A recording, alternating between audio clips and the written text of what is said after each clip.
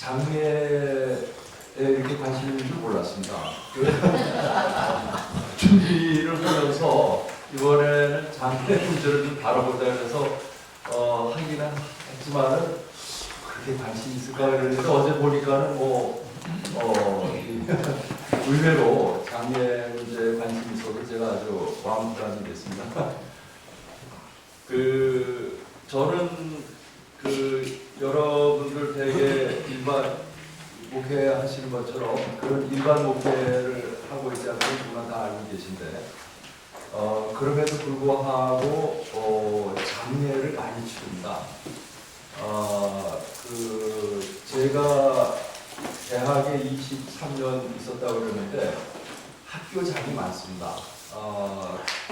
그리고 병원에 4년을 근무했기 때문에 아무래도 병원에 있다 보면은 학교와 관련된 분들의 장례뿐만이 아니고 급하게 도와달라고 그래서 또 장례를 치러드려야 되는 그런 경우도 있고 그러다 보니까 본의 아니게 일반 목회하시는 분들 못지않게 혹은 그 이상으로 장례를 많이 치르게 되고 그러면서 자연스럽게 제가 관심하는 이 역사적 예술 연구에 기초를 둔 그런 분이 예수 목회를 한다고 할 경우에 그 장례를 어떻게 모시면 좋겠는가. 이제 관심은 두 가지죠. 하나는 설교를 어떻게 구성할 거냐 하는 문제가 있고 또 하나는 예식을 어떻게 치를 것인가. 그래서 이제 오늘은 물론 이제 그 예식이라고 하는 게 돌아가시고 나면 돌아가시기 직전에 임종 예배를 보는 경우도 있고 그리고 돌아가시고 난 바로에 그 추격에 쌓인 가족들을 위해서 위로 예배를 또 드리는 경우도 있고 그리고 되게 그 다음 날 되면은 입관을 또 해야 되고 그리고 그 다음날 아침이면은 발인 또 해야 되고 장례 예배라고도 하고 발인이라고도 하고 그리고서는 모시고 가서 또 하관도 해야 되고 하관 예배를 또 하죠. 그래서 이제 그 절차가 많은데 지금 제가 그 절차 다를 얘기하려고 그러는 건 아니고 그 중에 이제 핵심인 이 장례 예배 설교를 어떻게 구성할 거냐 하는 게 있고 그걸 제가 오늘 말씀드릴 거고 내일 워크숍에서는 그 장례의 그 순서를 어떻게 짜면 좋을까? 그것도 같은 맥락입니다. 같은 맥락에서 그 문제를 좀 같이 생각을 해보려고 합니다. 그래서 오늘 제가 말씀드릴 것은 아마 책자에 몇 페이지였나요? 20쪽. 네. 거기에 제가 정리를 해서 놨는데 역사적 예수에 기초한 예수 목회에 있어서 장례 예배 설교 어떻게 준비하면 좋을까 하는 것이 주제입니다. 일반적으로 장례 예배 설교를 우리가 가서 들어보면 대개는 그 3단계로 이루어지는데 전제는 예수 믿는 사람은 죽은 다음에 천당 간다. 그렇죠. 그리고 그 뒷얘기는 잘 안 하지만 믿지 않는 사람은 지옥 간다는 얘기가 이게 뒤에 깔려 있습니다. 그래서 우리가 예수 천당 불신지옥 이렇게 얘기를 하는데 여러분들은 그렇게 하는 분들이 아마 거의 없겠습니다만은 좀 아주 보수적인 그런 데서는 예수 천당 불신지옥이 여전히 있고 그거를 무섭게 이렇게 얘기하는 경우도 있죠. 그런데 이제 이런 전제하에 돌아가신 분이 이제 예수를 믿는 경우 예수 믿은 고인은 천당에 갔을 것이다. 이제 그렇게 얘기를 하게 되고 그 다음에 이제 그 설교의 끄트머리는 그러니 당신들도 예수 잘 믿어라. 그래야 천당 간다. 결국은 가서 설교를 들어보면은 그렇게 돼 있어서 되게 그 장례예배 설교를 안 듣습니다 사람들이. 그렇죠? 다 앉아서 핸드폰 하고 있고 그냥 형식적으로 지나가는 거지 장례 설교를 귀담아 듣는 경우가 거의 없습니다. 저도 그랬고요. 그런데 이제 이 일반적인 장례 설교에 있어서 이 천당 이야기와 그리고 부활과 영생이 이렇게 무의식적으로 이렇게 연결이 되어 있습니다. 그래서 이 경우에 장례예배와 관련해서 그 부활이라고 하는 것은 이 세상에서 죽은 사람은 모두 저 세상에서 다시 살아난다. 이제 그렇게 보통 얘기를 많이 하게 되고, 그리고 다시 살아난 사람들은 저 세상에서는 다시 죽지 않고 영원히 산다. 그렇죠. 그래서 이 다시 죽은 다음에 저쪽에서 다시 살고 그리고 또 영원히 산다고 하는 것이 그 천당, 부활, 영생, 이게 이렇게 한꺼번으로 보이지 않게 움직이고 있죠. 그래서 예수를 믿은 사람은 부활을 해서 천당에서 영생을 할 거고, 그리고 예수를 믿지 않는 사람은 부활해서, 보다 이것도 보통 안 하는 말이지만은 지옥에서 영생을 할 거다. 그러니 어떻게 할래? 잘해라. 이제 뭐 이제 되게 그 장례교 선교가 이제 알게 모르게 이렇게 구성이 되는 거를 경험을 많이 했습니다. 그러면 그 기독교의 뿌리가 되는 유대교에 있어서 부활과 영생 사상이라고 하는 게 이제 기독교로다가 이게 넘어왔는데, 원래 이 부활과 영생 사상이 유대교에서 어떻게 해서 만들어졌는지 그거 차지해서 조금 더 공부를 해보겠습니다. 원래 유대교의 전통적인 역사관은 흔히 신명기적 역사관이라고 얘기를 하죠. 그 내용은 율법을 잘 지키면 복을 받고 율법을 지키지 않으면 화를 입는다 하는 것이 이제 핵입니다. 그럼 신명기서에 여기저기에 이제 그게 나타나죠. 그런데 이것이 유대교 역사에서 한계를 경험한 시점이 있었습니다.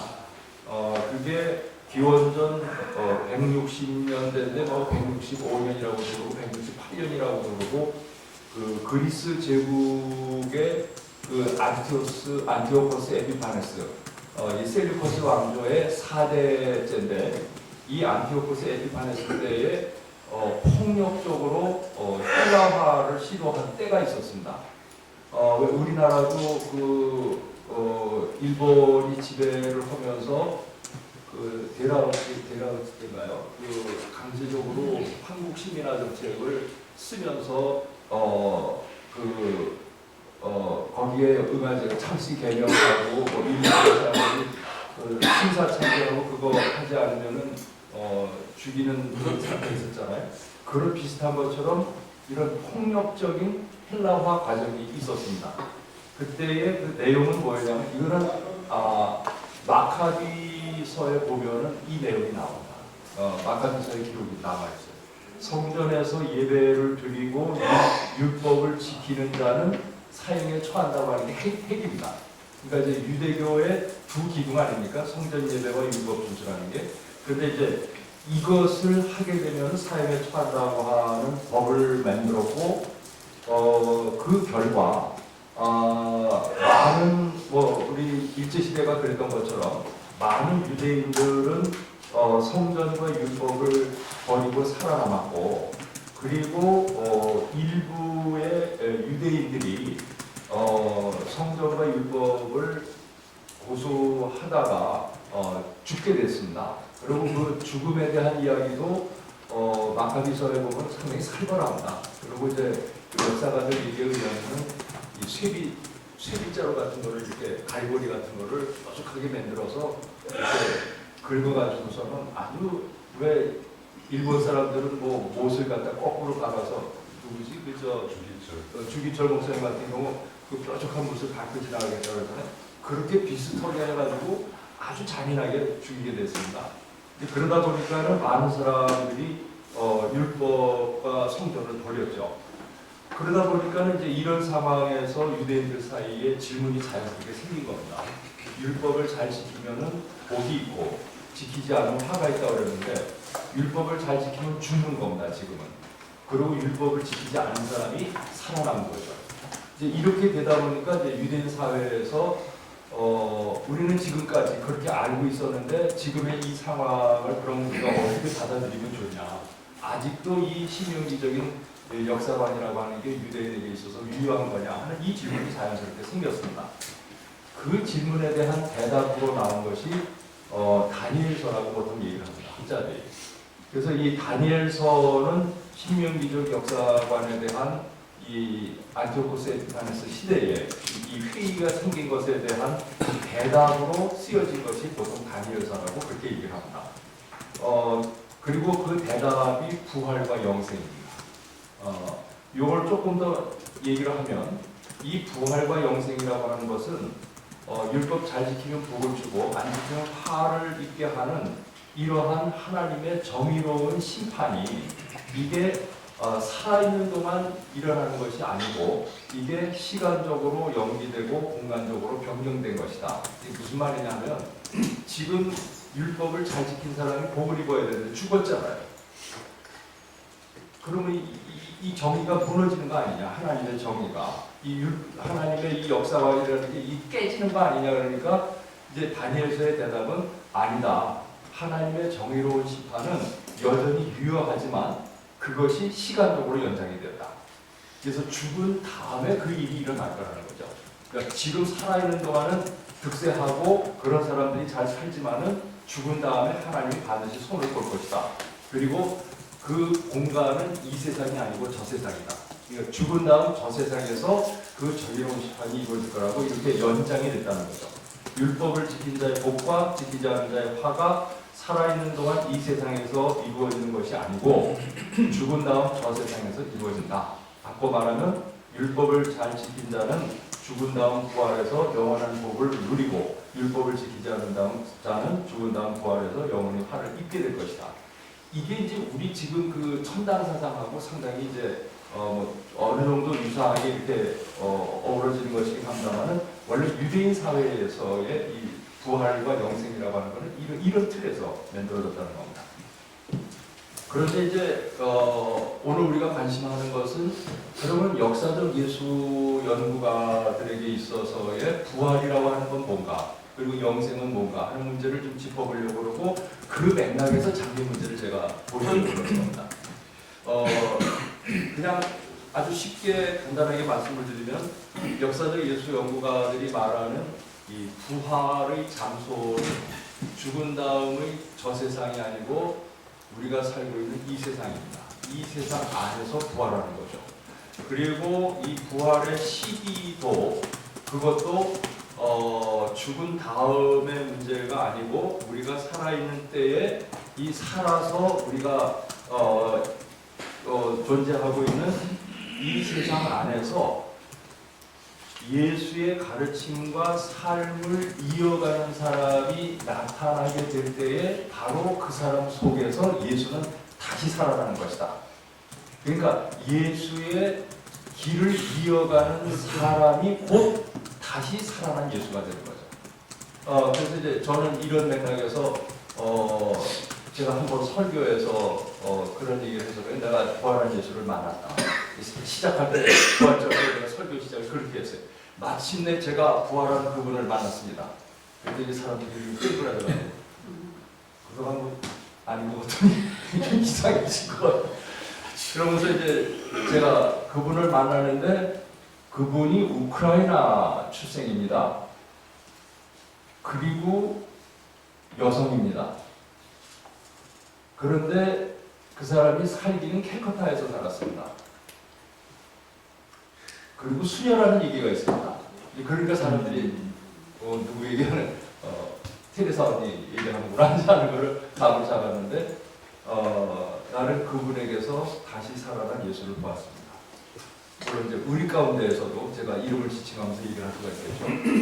그러니까 그분의 생각하는 거, 말하는 거, 행동하는 거, 그 삶 전체를 보면 이분에게서 예수가 지금 다시 살아나고 있다고 하는 것을 나는 볼 수 있었다. 이제 그런 얘기겠죠. 그러니까 이런 맥락에서 이제 부활을 이해하게 될 때 영생 문제가 자연스럽게 연결되는 것은 영생이라는 게 그럼 뭐냐? 그것은 예수의 가르침과 삶을 이어가는 사람이 어느 한 시점에 탁 나타났다가 스톱이 됐어요. 더 이상 예수의 길을 가는 사람이 이 지구상에 아무도 없어요. 그러면 일시적으로 부활의 현상이 나타났다가 끝난 거죠. 그런데 그 길을 이어가는 사람이 2000년이 지나도록 계속 나타나고 있다고 하는 것은 이 2000년의 기간 동안에 예수는 끊임없이 되살아나고 있는 거죠. 그러니까 2000년만큼 영생한 거죠. 영생은 아니지만 2000년 동안 부활한 거예요. 그러니까 이 부활의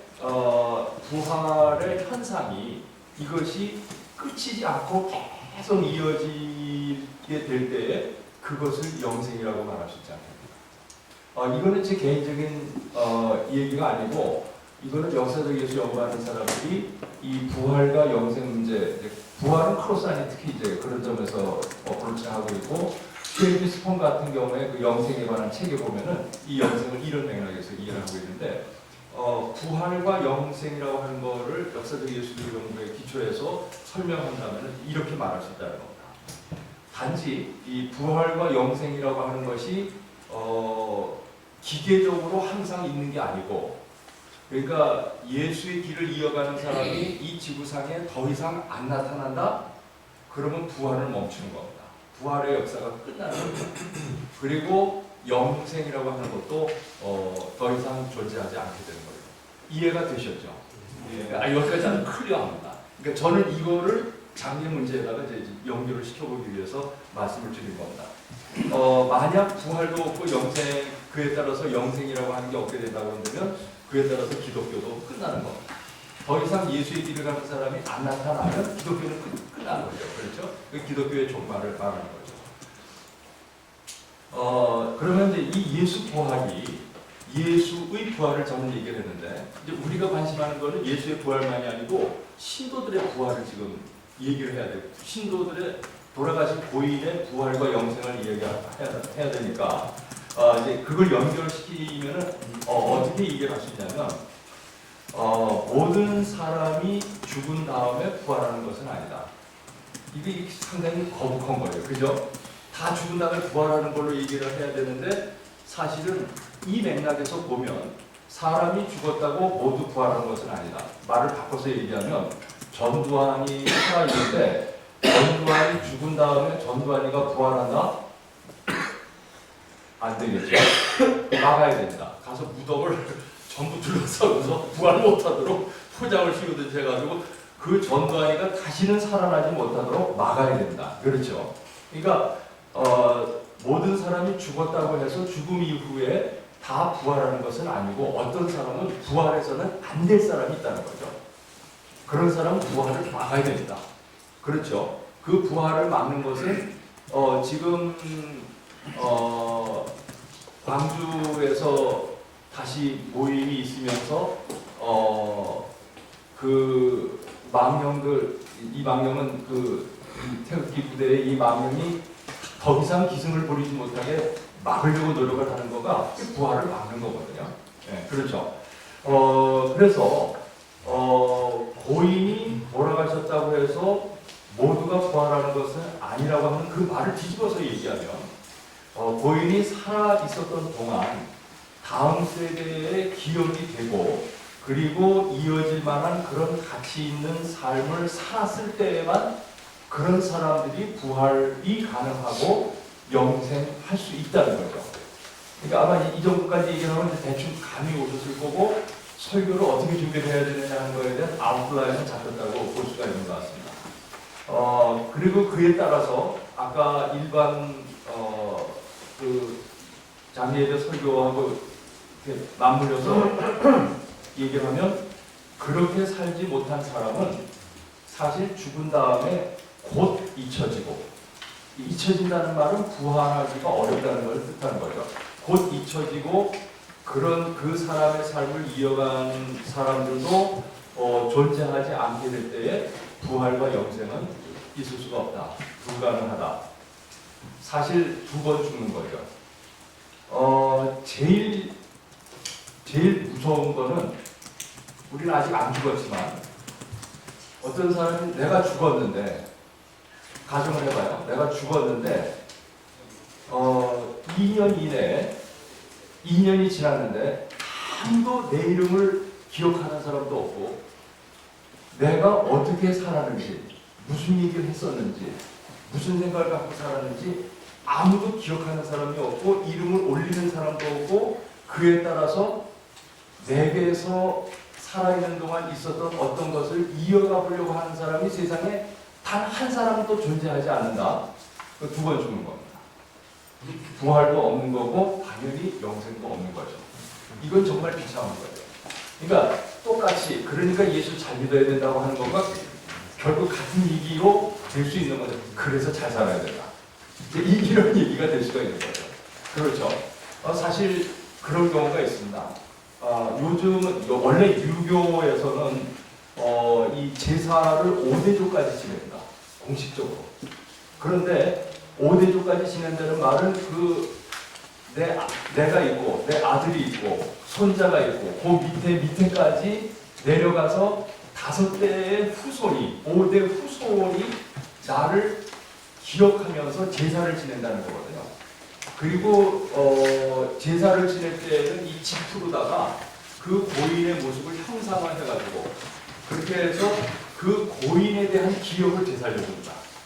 그러니까 돌아가신 그분의 그런 어떤 삶이 다음 세대로 이어지는 과정이 제사였던 거죠. 그런데 요즘은 어떻습니까? 일대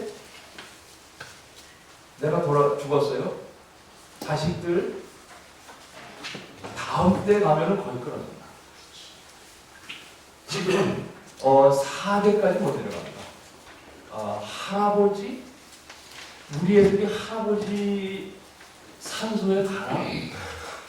안 가고 거의 자식들만 가고 그리고 그것도 사람 불러서 풀 깎으라고 그러고 가지도 않습니다.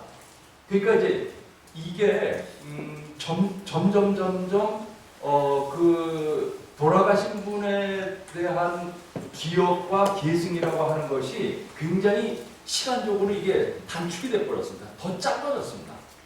무서운 현상이죠. 네, 그건 뭐 그냥 제가 잠시 그냥 말씀을 드린 거고요.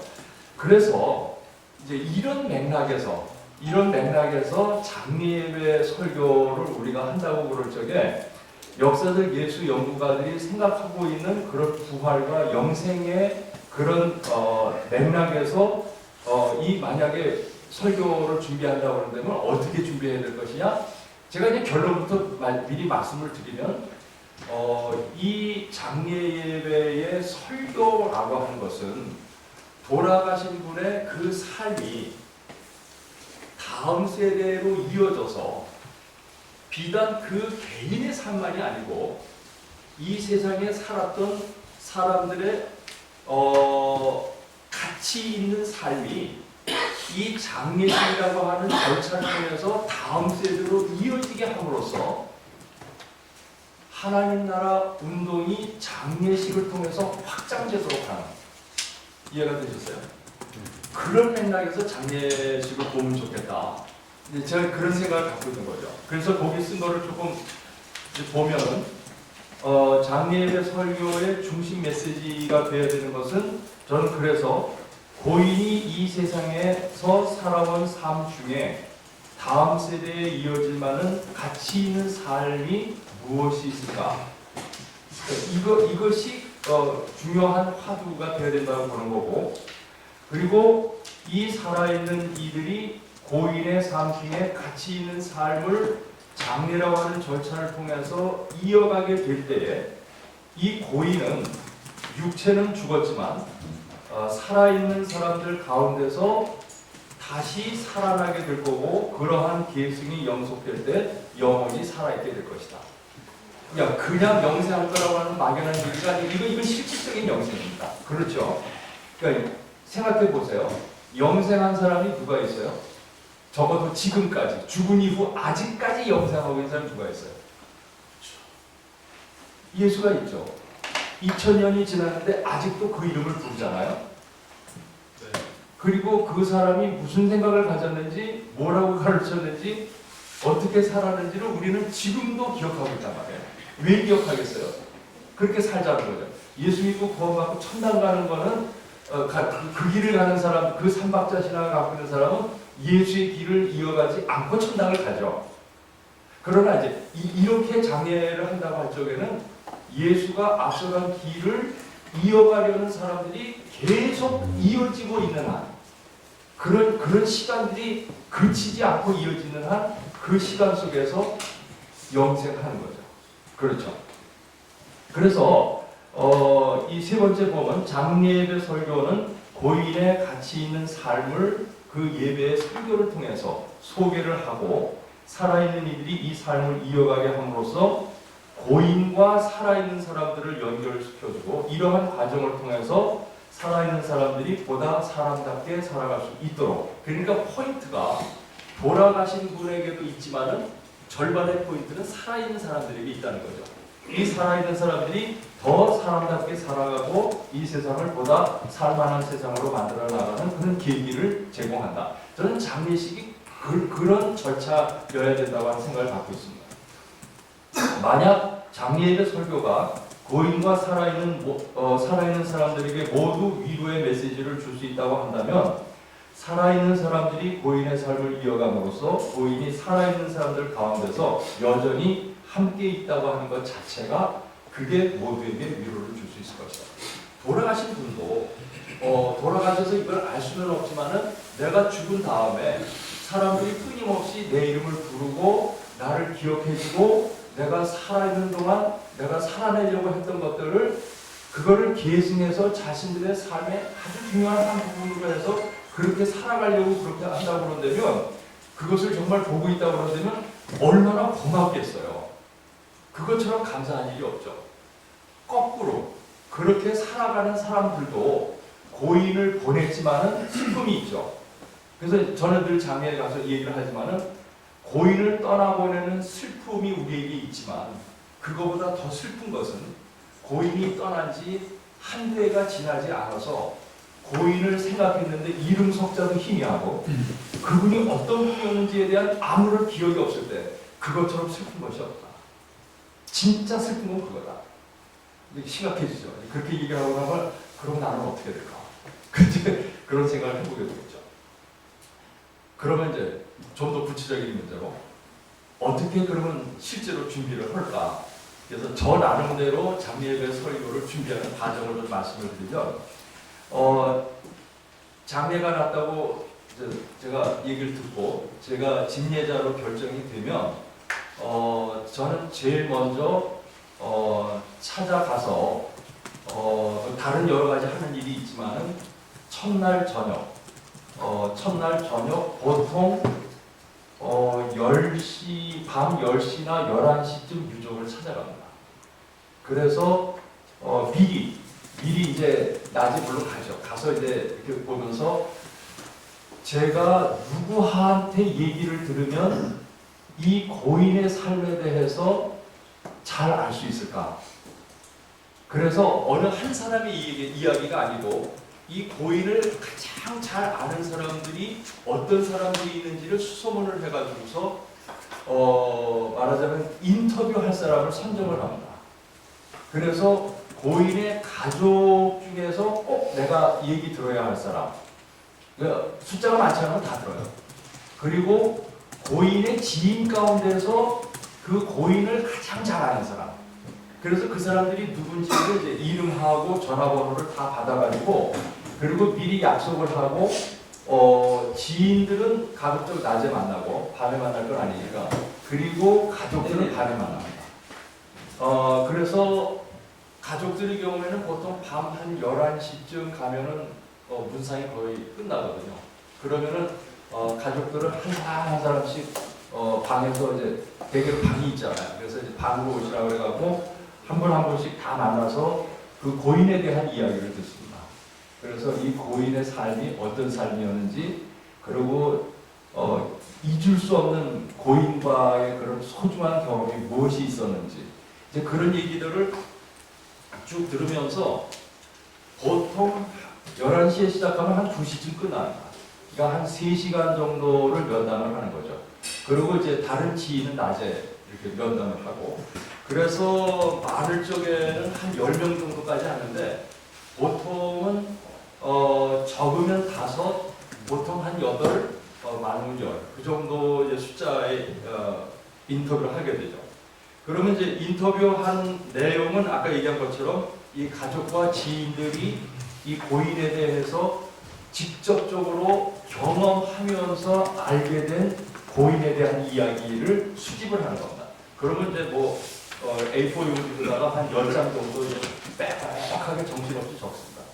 그렇게 하고 그게 끝나면은 이제 둘째 날 이거는 이제 좀 이따 다시 얘기하겠지만 저는 보통 장례 예배를 3일장 하니까 마지막 날 아침은 되게 바쁩니다. 짧게 예배를 드리고서는 막 정리를 해가지고서 떠나야 되기 때문에 특히 이제 요즘 거의 화장을 하기 때문에 화장 시간에 맞춰서 떠나야 돼갖고 장례 예배를 아침에 길게 하기가 어렵습니다. 그래서 발인 예배를 짧게 하고 그리고 대신 저는 둘째 날 저녁에 보통 7시쯤에 고별 예배라고 하는 형식으로 장례 예배를 합니다. 그래서 그걸 전제로 둘째 날 저녁 7시에 가족 다 모이고 그리고 공지를 하게 한다. 그래서 저녁 7시에 고별 예배를 하니 이 고인을 아는 모든 분들은 그 시간에 올 수 있으면 다 와라. 그래서 이제 많이 오면 한 200명까지 옵니다. 그리고 적게 와도 한 5, 60명 정도가 오게 되죠. 그래서 한 200명 되면은 장례식장을 빌려서 거기서 하고 한 50명 정도 되면은 그냥 그 자리에서 문상하는 데서 식사하는 자리에서 그냥 해도 되고요. 그렇게 하고 이제 설교를 실질적으로 구성할 적에는 지금 여기 그 띄어 있는데 제일 먼저는 이제 이 고인이 언제 어디에서 왜 돌아가시게 되었는지 이제 거기에 오신 분들이 잘 모르는 게 많아요. 그 고인과 관련된 그 정보를 잘 모르는 게 많아요. 그래서 이제 제일 먼저 이분이 언제 어디에서 뭐 어떤 질병으로 투병하다가 돌아가시게 됐다. 뭐 그런 얘기를 하고 그 다음에 이분이 그 부모님이 누구였고 그래서 가족 관계가 어떻게 되고 그 중에 맞이었는데 그리고 자식이 뭐 몇 명이 있고 유가족이 몇 명이 있고 뭐 그런 얘기를 이제 가족 관계를 이렇게 소개를 하고 설교 중에 소개를 하는 거죠. 그렇게 하고 유가족을 이제 위로하는 말을 간단히 하고요. 그리고 대개는 아닙니다만 이제 사망 전후에 그 돌아가신 분과 관련된 그런 미담이 있는 경우가 있습니다. 그래서 가족이 와가지고서 돌아가시기 전에 만나면서 뭐 이야기했던 그런 것도 있고 돌아가시는 장면 자체가 미담인 경우도 있고 그래서 그런 것들이 있는 경우에는 이제 그것을 소개를 하게 되죠. 어떤 경우에는 그 목사님들이 가서 돌아가시기 직전에 도착을 해가지고 손을 잡고 기도를 하는 그 상태에서 그 직전까지 막 불안해갖고 힘들어하다가 목사님 목소리로 손잡고 기도하는 그 중에 아주 진짜 편하게 손이 따뜻한 상태에서 편안하게 돌아가시는 경우도 있어요. 이제 그런 경우에 그런 미담들을 소개를 좀 하고요. 그리고서는 그 다음에는 이제 제가 이분을 이해하기 위해서 돌아가신 분이 어떤 분인지 내가 충분히 모르기 때문에 이분을 이해하기 위해서 이제 가족들과 또 거기에 그 지인들 만났던 그 이야기를 소개를 합니다. 그래서 제가 누구누구를 만났다. 이분은 고인하고 무슨 관계고 이분은 어떤 관계. 그래서 이제 소개를 하죠. 그리고서는 그분들과 만났던 그 이야기를 가지고 밤에 이제 제가 첫날 그 인터뷰를 하고 밤에 가가지고서 쓰는데 이게 이제 자업자득이죠. 제가 스스로 이제 힘들게 나를 학대를 하는 건데 짧으면은 한 3시간 쓰는데 길면은 한 8시간 걸립니다. 그러니까 그 인터뷰한 거를 다 놓고 몇 번을 읽어보고 그러면서 이분이 과연 어떤 분인가 하는 거를 이제 저 나름대로 그분과 대화를 하면서 그거를 정리를 해가지고서 그리고서는 이제 글을 쓰게 되는데 거의 날밤을 새게 되더라고요. 이거 쓰면서 거의 밤을 새는 것 같아요. 그래서 그걸 토대로 고인의 삶을 쓰고 그리고 그렇게 해서 이제 쓰고 나면은 그 대개는 그렇게 하다 보면 이분의 삶이 어떤 건가 하는 거가 이렇게 정리가 돼요. 그러면 이분의 삶을 한마디로 정리할 수 있는 키워드를 가지고 제목을 잡고 그거에 따른 성경 구절을 선택을 하고요. 그렇게 해서 본문과 제목을 잡고 네. 그리고 이제 다음에 그 설교문을 이제 쭉 쓰면서 거기에서 꼭 제가 언급하는 것은 죽음이라고 하는 것은 그거는 사람이 피할 수 있는 게 아니고 어떤 면에서는 생명 형상의 한 과정이다. 그러니까 이게 힘들고 아픈 일이지만은 이걸 받아들일 수밖에 없다고 하는 걸 이제 얘기를 하면서 그거에 이어서 그런 과정에서도 우리가 그 고인에 대해서 할 수 있는 마지막 그 애정의 표현, 사랑의 표현이 있을 수 있다고 그런다면 그거는 고인이 살아있는 동안 우리들에게 보여주었던 그런 삶의 발자취, 삶의 족적들, 그분이 우리에게 보여준 삶의 그런 진솔한 모습들을 우리가 기억하고 그거를 계승해서 우리 안에서 그런 삶을 이어가게 될 때 그것이 고인에 대한 우리의 사랑의 표현일 수도 있고 또 고인이 편하게 잠드실 수 있는 길이 아니겠는가 이제 그런 이야기를 하게 되죠. 예. 그래서 이제 그렇게 하고 제가 10시까지 끝내겠습니다. 그리고 여기에 이제 장례예배 이런 것들을 보완하기 위해서 하는 거가 저는 동영상을 꼭 만들도록 하는데 이제 고인이 살아있었던 동안 그 찍었던 사진들 중에서 지금 이러한 그 고인의 삶의 발자취를 보여주는 중요한 사진들을 대개 가족들 중에 할아버지 할머니는 손주들을 불러갖고 제가 주문을 해요. 가서 너는 오늘 밤에 할아버지의 사진들을 다 수집을 해라. 그리고 그걸 놓고 그리고 이 할아버지의 일생을 사진 50개로 정리를 해라. 그러면은 그 아이들이 가가지고 지들끼리 모여서 그거 본다. 사진 다 모아놓고 이제 물어봐가면서 이게 언제냐, 이게 뭐냐. 그러면서 그러니까 그 과정 자체가 후손들이 돌아가신 고인의 삶을 살펴보는 계기가 되는 거죠. 그렇게 해서 그거를 만들면은 그거 되게 장례식장 갖다 주면 거기 앞에다가 이렇게 그죠? 다 해보셨죠? 그래서 그 음악도 입혀주고 앞에 또 카바도 이렇게 해주고 그렇게 해서 잘 만들어준다. 그럼 그거가 남습니다. 그러니까 그게 그 가족에게 굉장히 좋은 선물입니다. 그러니까 그거만 생각날 때마다 그거를 보면 되거든요. 네. 그렇게 하고 양력 소개를 일반적으로 그냥 막 이렇게 형식적으로 양력 소개를 하지만은 이제 이 가족 중에서 가장 중요한 사람에게 양력 소개를 부탁하는데 이것도 가족들로부터 다 물어봐라. 그래서 언제 뭐가 됐고 언제 뭐가 됐고 이게 아니고 이분의 삶을 당신 나름대로 스토리텔링을 만들어봐라. 그래서 이 양력 소개가 그냥 보통 여느 양력 소개처럼 몇 년 몇 월 며칠 군입대 하시고 제대하시고 이게 아니고 그분이 이런 생각을 갖고 고민을 하시다가 이런 일에 뛰어들게 되셨고 그것 때문에 참 어려움도 많으셨고 이제 아마 백창훈 목사님 돌아가시면 자녀들이 할 얘기가 많을 거예요. 아니면 지인들도 할 얘기가 많을 거예요. 미안해요. 돌아가는 얘기해서. 그래서 이제 그런 양력 소개가 굉장히 도움이 많이 되더라고요. 그러니까 스토리텔링 형식의 양력 소개예요. 그래서 이 돌아가신 분이 지금까지 어떤 인생을 살아왔는가를 나름대로 그 가족 중에서 잘 아는 분이 양력 소개를 하는 거죠. 그리고 이제 조사라고 하는 거가 보통 있는데 저는 이제 조사를 잘 안 하게 하는데 그런데 제가 이렇게 인터뷰해서 담지 못하는 이야기를 갖고 있는 사람들이 있어요. 그렇죠. 제가 인터뷰해서 담지 못하는 그런 독특한 거. 예를 들어서 월남전에 참전한 경험이 있는데 가족들은 몰라요. 그런데 월남전에 동지가 있어요. 같이 죽음의 고비를 넘었던 그런 경우에는 그 사람을 찾아가지고 그 사람을 불러갖고 부탁을 해요.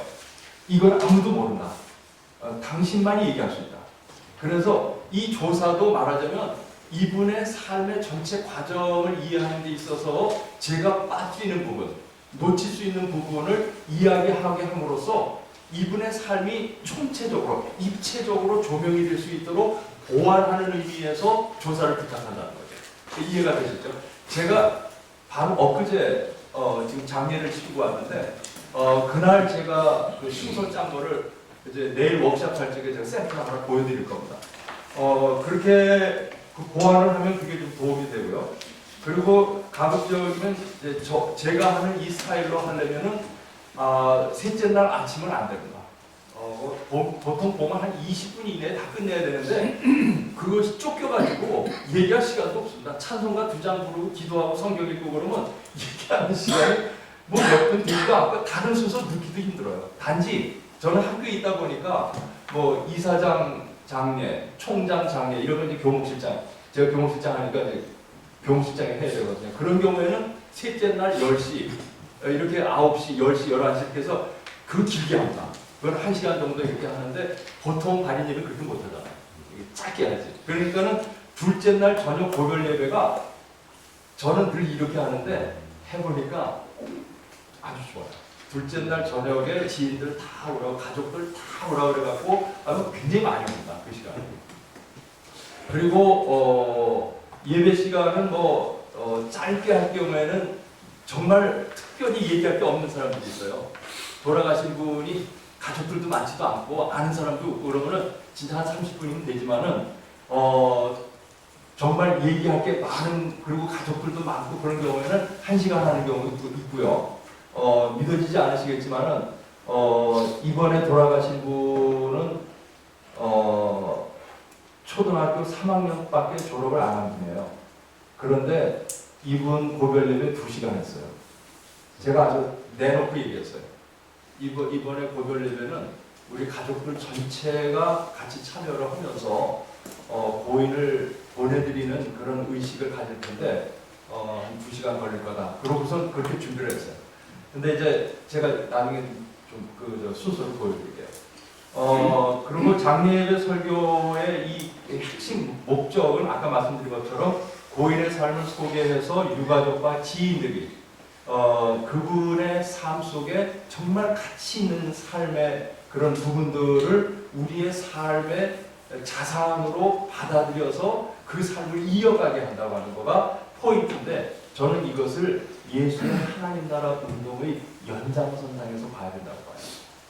그럼 이게 역사적 예수 문제하고 연결이 되거든요. 일부러 연결시키려고 해서가 아니라 이 장례 절차 속에서 하나님 나라 운동이 지속적으로 이어져가는, 공간적으로 확장되고 시간적으로 이게 이어져 계승되도록 하는 그런 과정이 장례예배가 아닌가 하는 생각을 합니다. 그동안 이 장례예배를 해보면은 유가족이나 지인들의 이제 반응이 여러 가지가 있는데 그냥 핵심적인 것만 짧게 말씀드리면, 가족 혹은 지인들도 몰랐던 고인의 삶을 알게 되었다. 가족들도 모르는 얘기가 많아요.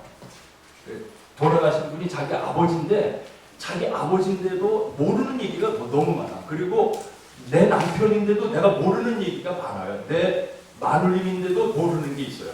다른 사람이 알고 있는 것들이 있어요.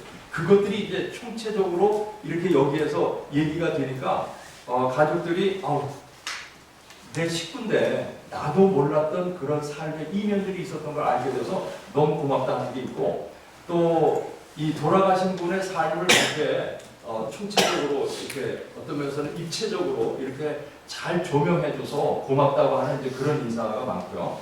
그리고 이거는 제가 기대하는 그 기대치인데, 실질적으로 거기에 오신 분들이 우리의 길을 이어갈 수 있도록 그렇게 제안해 준 거에 대해서도 고맙다고 그렇게 얘기하시는 분들도 있고요. 그리고 제일 중요한 거는 제가 이렇게 진행을 하다 보면요, 이 과정을 통해서 가족들이 그 슬픔을 맞았지만은 힐링되는 경험을 하는 것 같아요. 이 과정을 다 지나고 나면은 그러니까 이 하다 보면은요, 막 울다가 웃다가 막 그래요. 2시간 동안을 이제 사진 장면이 나오면은 막 이렇게 어떤 장면은 웃을 수밖에 없는 장면도 나오거든요. 그러면 이제 보면서 제가 또 물어보죠. 지금 저거는 어디냐? 무슨 일이냐 저게? 이제 이러면서 가족들하고 같이 얘기를 하면서 그분의 사진 속에 비춰진 그분의 삶의 족적을 같이 공유하는 그런 과정을 같이 갖게 되죠. 장례 예배 그 설교를 갖다가 제가 민망하지만은 3개를 거기다가 넣었어요. 그건 이제 케이스별로다가 대학교에 아주 평범한 어떤 한 분, 또 의과대학 전 동창회장, 조금 지위가 있는 분, 또 의무부총장, 이런 경우. 그 다음에 제가 이제 지금 받으셨나요? 프린트한 거? 예. 그거는 초등학교 3학년밖에 안 나오시는데요. 그런데 제가 2시간 했다 그러면 와, 뭘 그렇게 할 게 있나 싶을 텐데 2시간 했습니다. 근데 그때의 그 장례의 설교문을 제가 또 하나 예시를 했는데 그거는 나중에 시간이 있을 때 보시도록 하고요. 저는 저 나름대로 이 대학교하고 의료원의 그 실정에 맞게 이 대학교의 그 장례의 설교로 구성을 했는데 다 지금 천차만별이잖아요. 그렇죠? 그러니까 그 상황에 맞게끔 예문을 그때그때 저는 달리해요. 항상 똑같지가 않아요. 그래서 그 상황에 맞게끔 예문을 짜고 그리고 설교의 내용도 어떤 때는 한 페이지로 끝나는 집도 있어요. 그리고 어떤 때는요, 한 4페이지. 지금 이 초등학교 3학년 나오셨다는 분은 3페이지 반을 썼어요. 꽤 긴 얘기를 썼는데, 저는 설교의 길이도 그때그때 달라지고, 쓰는 방식도 달라지고, 또 예문 자체를 어떻게 만들 거냐 하는 것도 그 상황에 맞게끔 저는 그때그때 맞춤식으로 만들어야 된다고 봐요. 그래서 그렇게 하시면 좋겠다는 거고, 제가 드린 거는 그냥 참고만 보시고요. 이거를,